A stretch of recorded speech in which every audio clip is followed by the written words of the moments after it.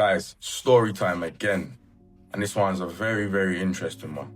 So recently I saw a video online speaking about white working class boys being the most underperforming group. And everyone keeps repeating this line. Cool.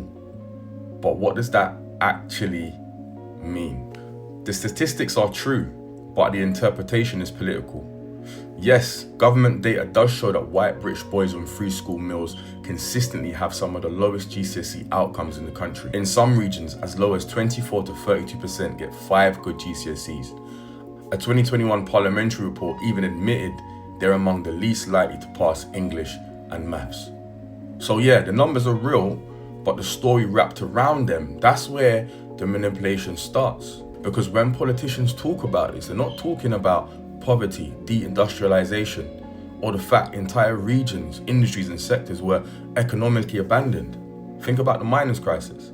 They're not talking about austerity wiping out youth services, teaching assistants, mental health support, or community infrastructure these boys relied on. No, they frame it like it's just a race issue, as if black and brown kids simply existed in the classroom is the reason why white working class boys are struggling.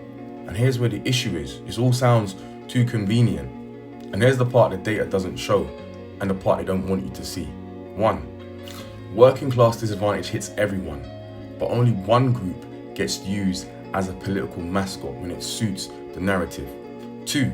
These boys are often the children and the grandchildren of the same communities the government extracted from, shut down, economically strangled, then blamed for not aspiring high enough.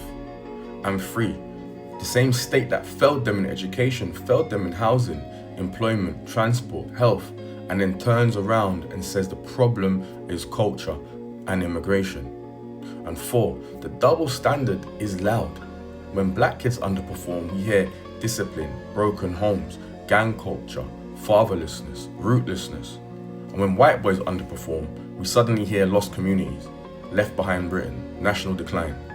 Same crisis, different excuses, different scapegoats. So what's the real issue? The real issue isn't a race gap. It's a class crisis, a policy crisis, and a generational neglect crisis. It's what happens when you hollow out entire towns, strip away support systems, remove stability, and leave young people to navigate collapse on their own. White working class boys aren't underperforming because other groups are doing too well. They're underperforming because the people in power abandoned their communities, cut their future off at the roots, and replaced investments with slogans and culture war headlines.